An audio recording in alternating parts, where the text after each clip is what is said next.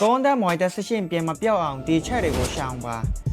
Alo mẹ cô này nè, cái chỗ xa bị ya ảo lâu thà để con đã mọi ta sẽ xin của mà sống sống chim bù rồi nó. À khu lấy xí cho nó biểu bị để đi chạy để của sang cha bộ tay tung lục ba để khám nhá. Nằm bắt đi chạy, community standard nhá của chụp hậu trình. Chỉ lúc phía xe này đã chạy để cả đó, mong bữa ba để post rồi, champ move rồi. Lấy bánh xài à con ta rồi, tạm mong hậu. Đến chạy là má để của tiền trên cả, tiền con ta của plus lâu khả xe này bị.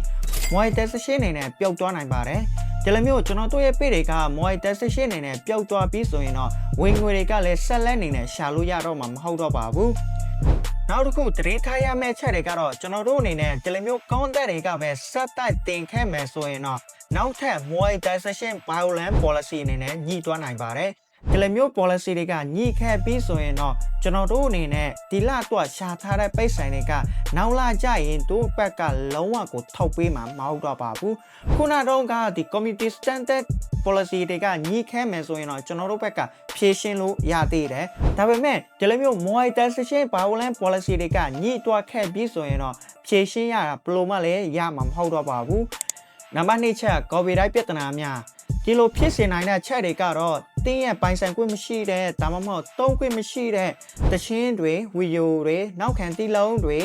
အယုတ်ပုံတွေဒါမှမဟုတ်တခြားသောမီဒီယာတင်ထားတဲ့ဗီဒီယိုတွေကိုခွင့်ပြုချက်မရှိဘဲနဲ့အသုံးပြုမယ်ဆိုရင်တော့ကျွန်တော်တို့ရဲ့ပေတွေမှာ monetization နေနဲ့ပြင်ပြီးတော့ပျောက်သွားနိုင်ပါတယ်။ဒါဆိုရင်တော့ဒီပြဿနာတွေကိုကျွန်တော်တို့အနေနဲ့ဘယ်လိုမျိုးပုံစံဖြေရှင်းရမလဲ။အကောင်းဆုံးကတော့ကျွန်တော်တို့အနေနဲ့ကိုယ်ပိုင် content တွေကိုဖန်တီးပါ။ဒါဆိုရင်တော့နောက်ခံတီးလောက်တွေကဘယ်ကနေယူတောင်းရမလဲနောက်ခံတီးလောက်တွေကဘယ်ကနေယူတောင်းရမလဲဆိုတာကြတော့ Facebook ဘက်ကပေးထားတဲ့နောက်ခံတီးလောက်တွေကိုအသုံးပြုပါဒါမှမဟုတ် license ရှိပြီးသားတီးလုံးတွေကိုဝယ်တောင်းတာအကောင်းဆုံးပါပဲနောက်တစ်ခုကတော့ကိုယ့်ရဲ့ရုပ်မျက်နှာမှာပြချင်ဘက်နဲ့တခြားသော video clip တွေကိုအသုံးပြုမယ်ဆိုရင်တော့ကိုယ့်ရဲ့နောက်ခံတန်စကားတွေကိုအသုံးပြုပေးဖို့လိုအပ်ပါတယ်ဒါကြောင့်မိတ်ဆွေတို့ရဲ့ပေးတယ်မှာ content monetization ပြင်ပြီးတော့မပြောက်ချင်ဘူးဆိုရင်တော့အခုလက်ရှိကျွန်တော်ပြောပြပေးတဲ့ copyright ပိုင်းတွေကိုလိုက်နာပေးဖို့လိုအပ်ပါတယ်နံပါတ်3ချက်ရေးသွင်းနေတဲ့ video တွေဒါမှမဟုတ်အထင်မြင်လွှမ်းမှားစေနိုင်တဲ့ content တွေဒီလိုဖြစ်စေနိုင်တဲ့ချက်တွေကတော့ click byte တွေအထင်မြင်လွှမ်းမှားစေနိုင်တဲ့ thumbnail နဲ့ title တွေဒါမှမဟုတ်အသေးလုံးစံတက်မှုမရှိပဲထက်က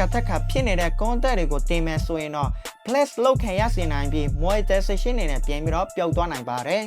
။ဒါကြောင့်တင်းရဲ့ Facebook page မှာ content monetization ပြန်ပြီးတော့မပျောက်ချင်ဘူးဆိုရင်တော့ကြည့်ရှုသူတွေတော့တကယ်စိတ်မှန်တန်ဖို့ကိုပေးစွမ်းနိုင်မဲ့ကိုပိုင် content ကိုလောက်ပါတင်းရဲ့ title တွေနဲ့ thumbnail ပုံတွေကိုကြည့်အောင်နဲ့ကြည့်ရှုသူတွေတော့ဘာမျှော်လင့်လို့ရမလဲဆိုတာကိုပွင့်လင်းမြင်သာရှိပါစေ။